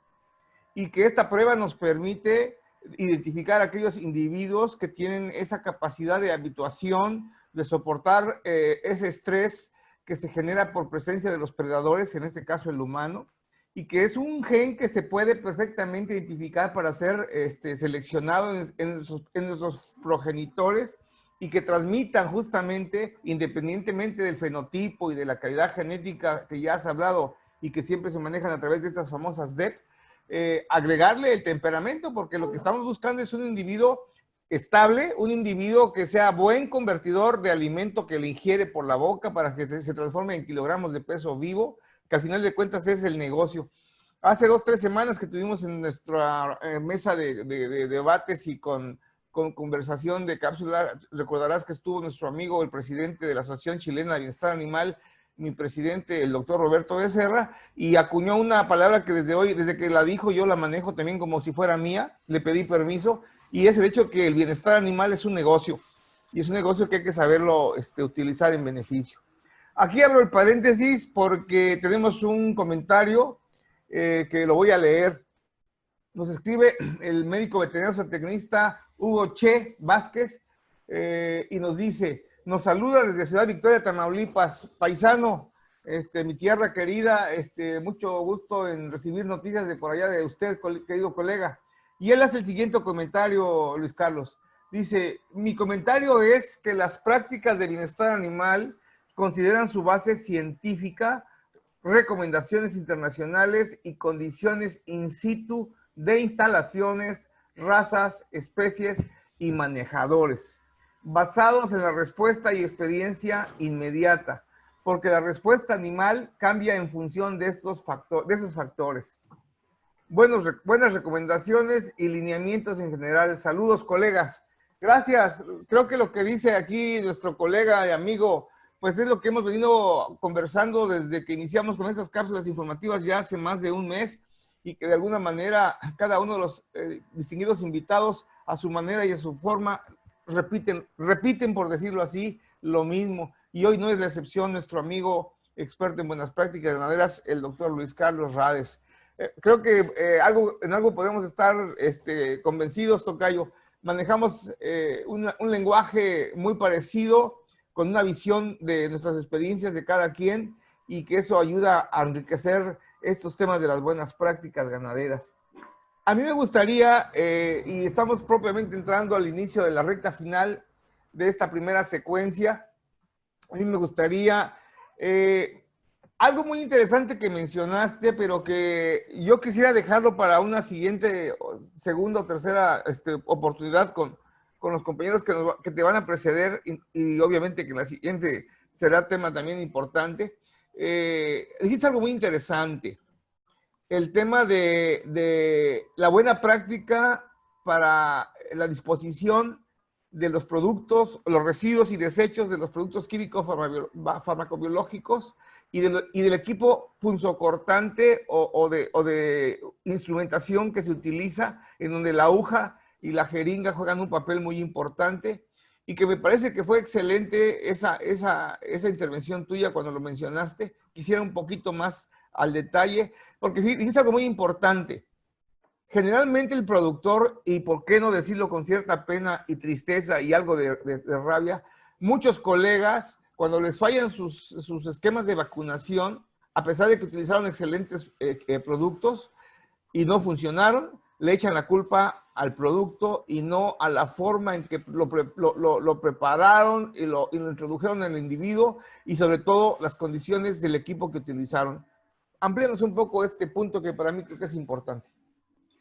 Sí, mira, gracias que me hiciste esta pregunta, porque era un tema que quería abordar y me olvidé. Tu respuesta la voy a contestar con respecto a una intervención que tiene que ver con el tema anterior, que es justamente la vida reproductiva de una madre, que es la inmunización contra la brucelosis. En Argentina se utiliza la cepa 19, la única que está autorizada por la autoridad sanitaria para utilizarla. Sabemos que es un biológico que es a cepa viva, por lo tanto entonces tenemos que tener recaudos. Fundamentalmente los recaudos es, al tratarse de cepa viva, viene liofilizada, la capacidad antigénica de la brucela es justamente muy lábil. Por lo tanto, entonces, los cuidados que tenemos que tener es la recomposición del liofilizado, la cadena de frío, no agitarla muy violentamente, no conservar el frasco en la mano, porque los mínimos cambios de temperatura pueden generar alteraciones en la capacidad antigénica. Eso es en cuanto a la preparación del producto. Lo otro tiene que ver con lo que justamente dices tú, es la utilización correcta de los instrumentos para aplicarlo. No nos olvidemos, por eso hago hincapié en el tema de la inmunización contra la brucelosis, que es la única dosis que recibe una ternera entre 6 y 8 meses, preferiblemente a los 6 meses, es la única inyección que va a recibir en su vida para preservarla de la enfermedad. Por lo tanto, hay que hacerla con responsabilidad. Y cuando digo hacerlo con responsabilidad, si bien los sistemas productivos en general no son intensivos, sino son extensivos, el trabajo de prevención de las enfermedades tiene que hacerse en forma tal de evitar justamente esa visión de extensión, de extensivo, de cantidad, de masa.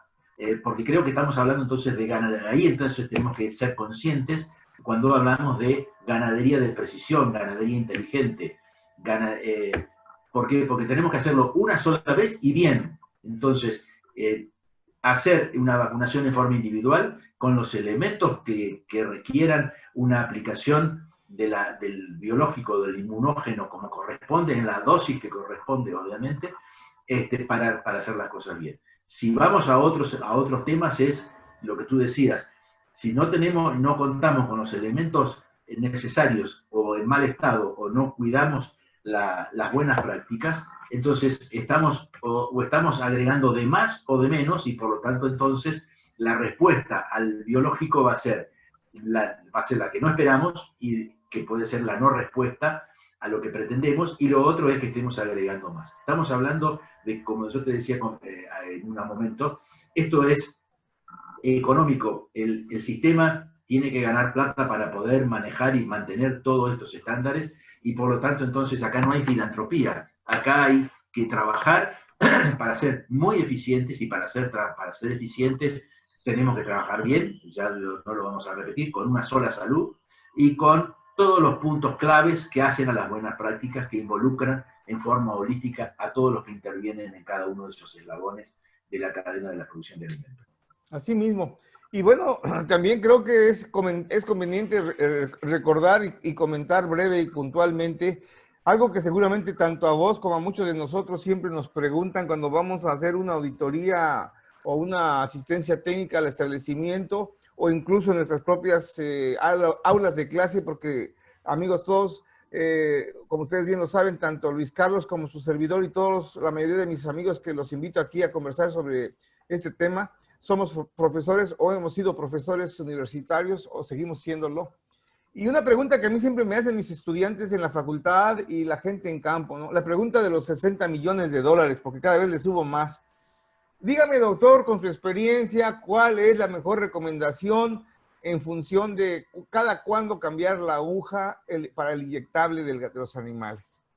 Y bueno, yo quisiera contestar a medias, porque tenemos planeado más adelante meternos de lleno a conversar sobre la buena práctica del uso de productos farmacobiológicos y del uso de equipo y accesorios para su aplicación, pero para efectos prácticos, porque de hecho recordarás, Tocayo, que hace 2 o 3 semanas escribiste en tu muro algo respecto a lo que estamos comentando, ¿no? Y que de hecho lo presentaste en una de las diapositivas. Legalmente, dentro de lo que sería la teoría o lo ideal, el mismo fabricante de agujas te dice, y te lo muestra de manera fehaciente, ¿no? Que el simple hecho de que utilices una aguja una única exclusiva vez ya es más que suficiente para que el filo, el filo se melle, ya cree irritación, y obviamente conforme vaya pasando, claro, sin dejar de tomar en cuenta lo relacionado a que hay que tomar en cuenta qué tipo de producto químico farmacobiológico estamos induciendo, porque no es lo mismo en una suspensión de agua que en una suspensión oleosa, y si tiene algún otro componente. Hay que tener en cuenta también la capa o el pelo del animal, si está limpio, etcétera. Muchas cosas que se toman en cuenta, pero la teoría clásica dice así, ¿no? Un animal, una aguja y desecharlo. Eso es en la teoría, pero en la práctica hay un montón de recomendaciones, algunas hasta abusivas, diría yo, ¿no? Porque lo que dice ahí tu diapositiva, ¿no? No pasa nada. Hay que usarla, porque el animal no reclama. Yo en lo personal tengo mi recomendación. Yo siempre he sugerido que esa aguja se cambie por lo menos entre 20 a 25 animales. Hay gente que habla de 10, hay gente que habla de 50, hay gente que habla de 100. Un poquito al respecto, coméntanos, Tocayo. Bien, el recambio de la aguja tiene que ver también de acuerdo a lo que estamos trabajando y qué es lo que queremos hacer. Leucosis bovina, sabemos que se transmite se puede transmitir por instrumental, por instrumental contaminado. La tristeza bovina se puede transmitir por instrumental contaminado. estamos trabajando con una cabaña o estamos trabajando con un rodeo de cría muy extensivo. Entonces, estas son las responsabilidades que tiene que tomar el profesional que está asesorando ese establecimiento para tomar las medidas pertinentes para evitar situaciones. No vamos a darle la receta a nuestra audiencia respecto a este respecto, pero sí saber estas situaciones. Esta fotografía es por lo demás elocuente. Esto es una fotografía con mucho aumento, que tenemos todo lo que dijimos hoy, que tenemos la punta por ahí desafilada, acá la punta que está un poco doblada, pero fundamentalmente son los residuos que quedan y que nosotros no los vemos dentro del canal de la aguja. Obviamente obviamente de que esto es un factor de contaminación y de transmisor de enfermedades. Con respecto a lo que tú decías de cada cuántas agujas, nosotros acá, y tengo contacto con los entes de Aftosa, de vacunadores que tienen muchos miles de animales vacunados a lo largo de su trabajo de años y años, son los que toman esa decisión y tienen mucha experiencia al respecto. Lo primero que tengo que decir es, de acuerdo a la calidad del instrumental que estemos utilizando. Hay instrumental de muy buena calidad, que es más caro, hay instrumental de menos calidad, que es más barato, obviamente. Entonces, hay que tomar la decisión de que si vamos a gastar o vamos a invertir. Los que tienen la experiencia en el manejo de la jeringa, estoy refiriéndome específicamente a la gente, a los colegas y gente que está, operarios que están trabajando en la campaña de inmunización contra la fiebre aftosa, que es que sabemos que se utiliza vacuna oleosa intramuscular. Ellos te dicen que ellos se dan automáticamente cuenta cuando hay que cambiarla por la cadencia de trabajo. Y esa cadencia de trabajo lo da la experiencia y la mano. Cuando ellos sienten de que cuando están inoculando, la aguja presenta una pequeña resistencia a hacer la inciso punción, o sea, a clavarla, vamos a hablarlo en términos vulgares, ahí la cambian. Eso lo da la experiencia. ¿Cada cuántos animales? Cada 10, cada 20, cada 50, cada 100, cada 200. Y lo que sí ellos, y lo que hacemos énfasis, primero, que hay que también tomar en cuenta que a veces uno lo ve, la jeringa no es un instrumento para inducir el movimiento de los animales, que pinchan al animal con la aguja. La jeringa es un elemento es un instrumento quirúrgico que sirve para ir a hacer una inoculación o una inyección. Eso por un lado. Si por cualquier motivo la punta de la aguja roza contra algún elemento duro y se dobla, automáticamente, aunque recién la hayamos puesto, hay que sacarla, descartarla. Entonces, no hay una receta en esto. Creo que aquellos que tienen experiencia en manejar el instrumental son los que van a decidir de acuerdo a lo que ellos sienten.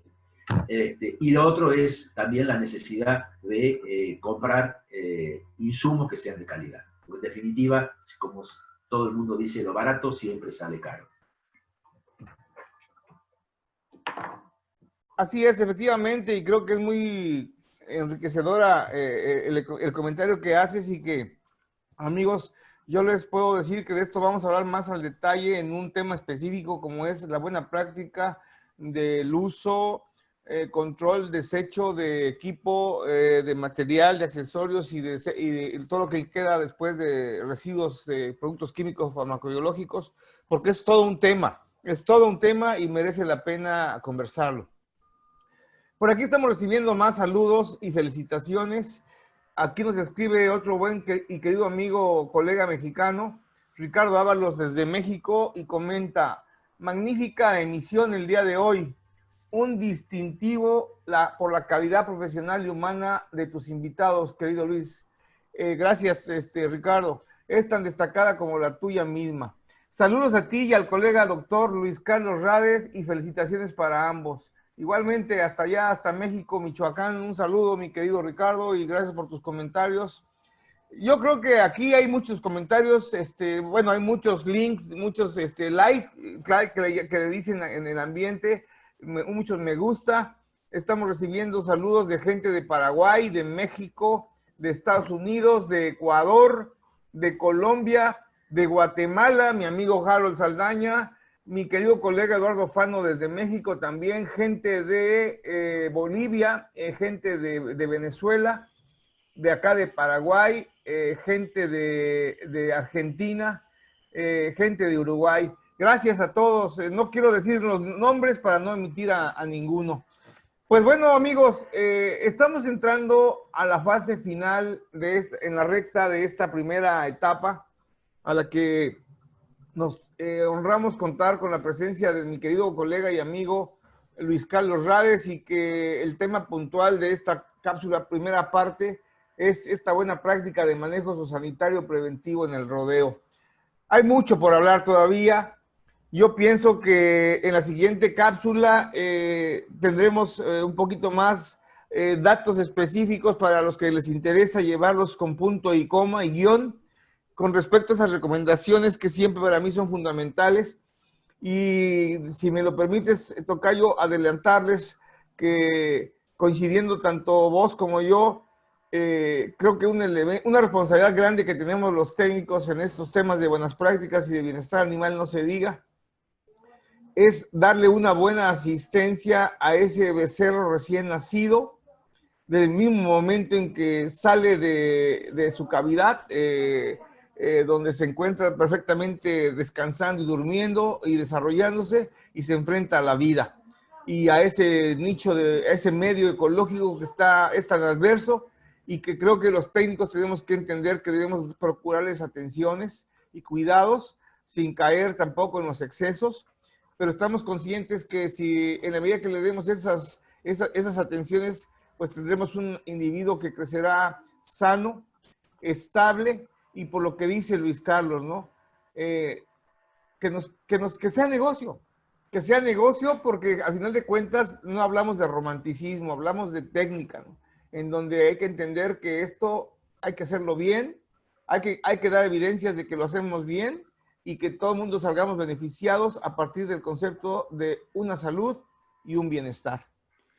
Antes de retirarnos y despedirnos, me gustaría, mi querido Luis Carlos, tus comentarios de finales en esa primera parte, tu reflexión, un adelanto de lo que vamos a ver la próxima semana, y te escuchamos, mi querido Luis Carlos.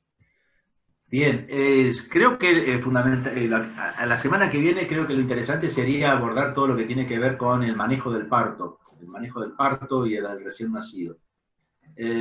Y quizás después con buenas prácticas podemos hablar sobre el manejo de los terneros, hablar de la marcación, castración, creo que es importante. Y permitime hacer una reflexión que creo que también tiene que ver con nuestra responsabilidad social, con respecto a... A ver, un segundito, por favor, que no lo encuentro, pero que quería cerrar con esta transparencia, que creo que es... Bueno, ahora cuando la quiero encontrar no la...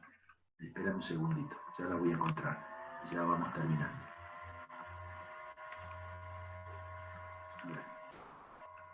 Y bueno, amigos...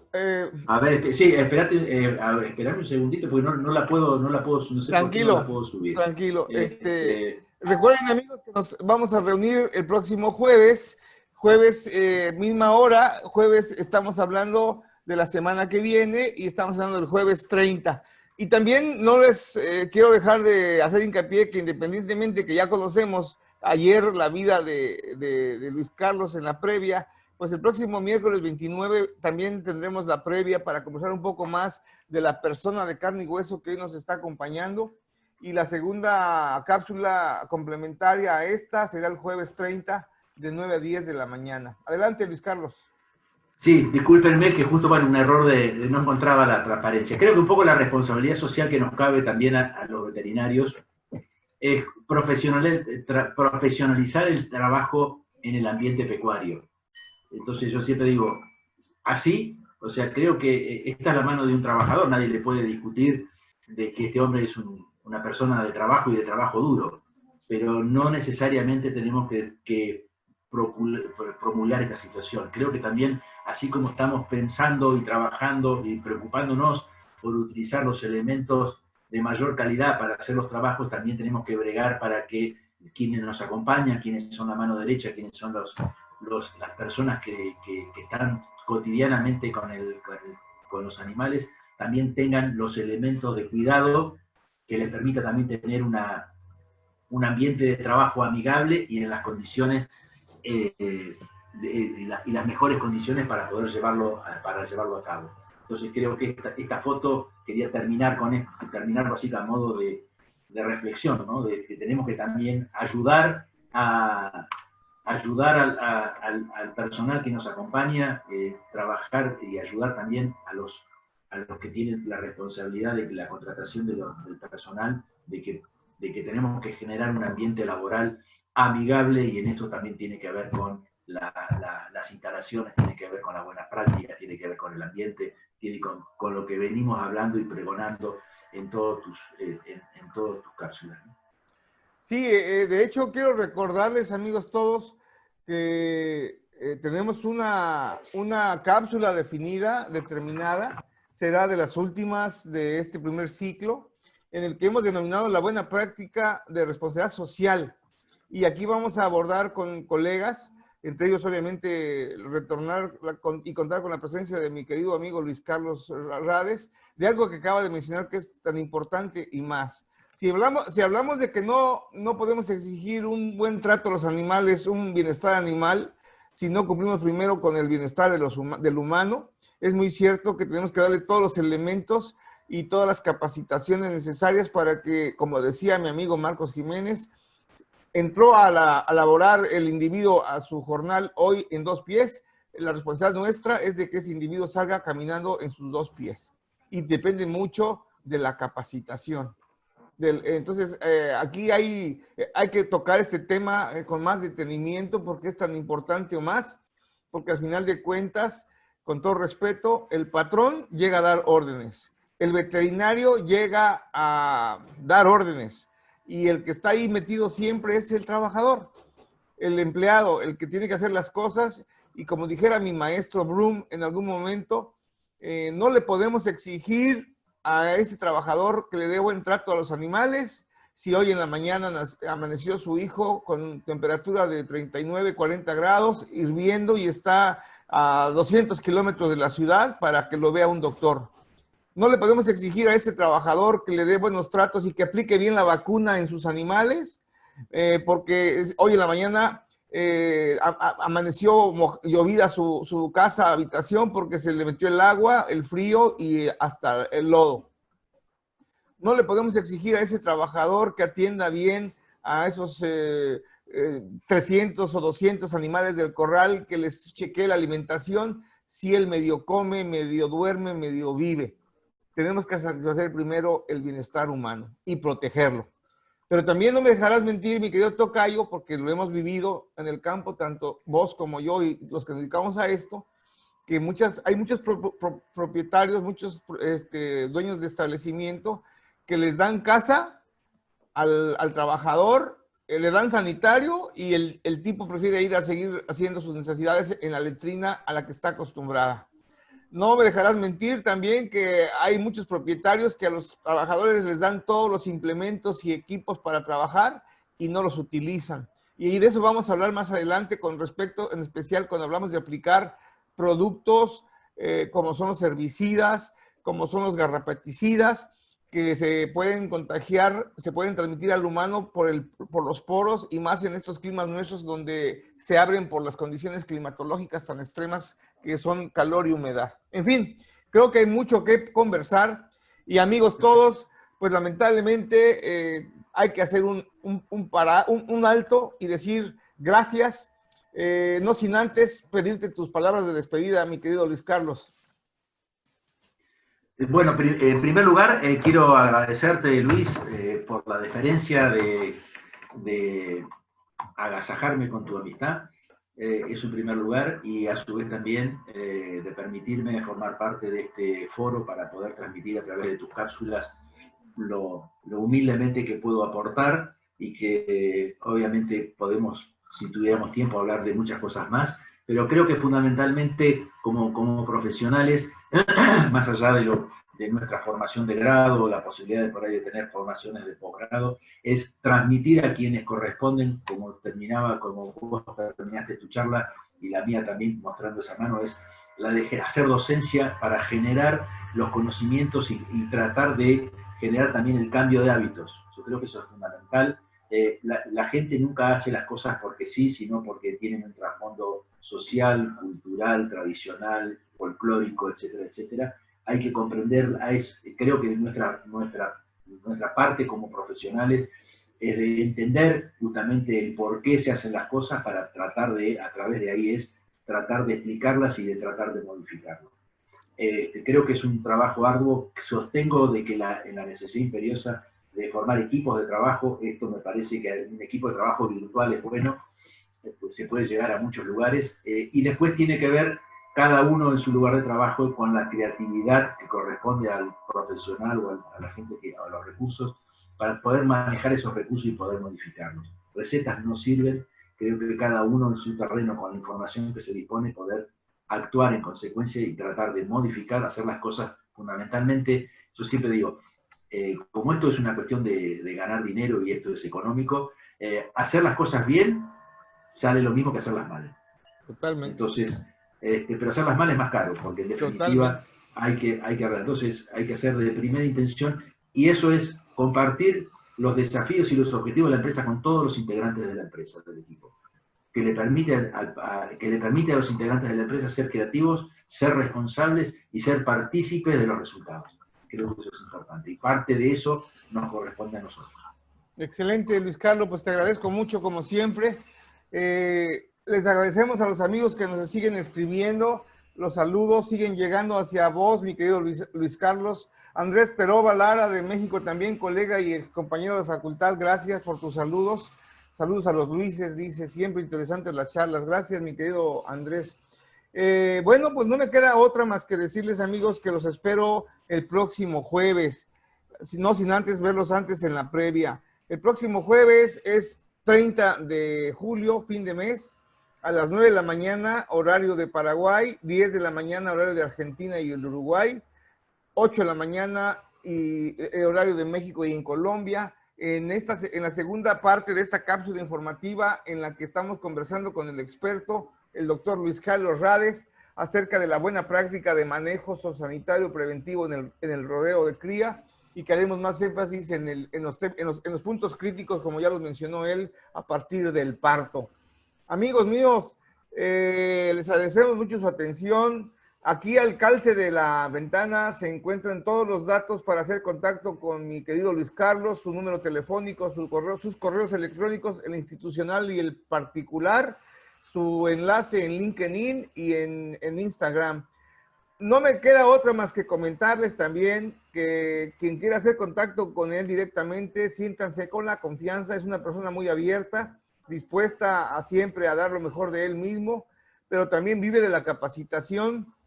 Y bueno, estamos trabajando en este BPG Consultores Asociados las posibilidades de más adelante ofrecer ya a manera de especialistas, cada quien de nosotros en nuestras áreas, cursos, talleres de capacitación a partir de este excelente elemento que es el área virtual, para que podamos transmitir nuestros conocimientos en cursos cerrados y que más adelante empezaremos a ofertarles para quienes estén interesados. Luis Carlos Rades, mi querido tocayo, te mando un fuerte abrazo, mi hermano. Cuídateme mucho. Hay que seguir fuertes en esta etapa crucial de la pandemia. Hasta La Pampa, un saludo a ti, un saludo a tu esposa Ana, a tus hijos, a tus nietas, a toda la gente que por allá te rodea. Mil gracias por tu apoyo. Y a ustedes, mis queridos amigos, colegas, excompañeros, compañeros de caminar de mi tierra y de otros lugares, desde Estados Unidos hasta Punta de Fuego, muchas gracias. Los espero el próximo jueves. La hora la sabemos bien, 9 de la mañana, el jueves 30, en la segunda parte de esta cápsula informativa, en la que seguiremos conversando con nuestro experto, el doctor Luis Rades, en la buena práctica del manejo zoosanitario preventivo en el rodeo de cría para la producción de carne a partir del parto. Muchas gracias a todos. Hasta mañana y que se cuiden mucho. Gracias. Nos vemos en la próxima semana. Hasta luego. Muchísimas gracias a todos. Gracias a vos, Luis. Hasta luego. Hasta luego a todos. Gracias.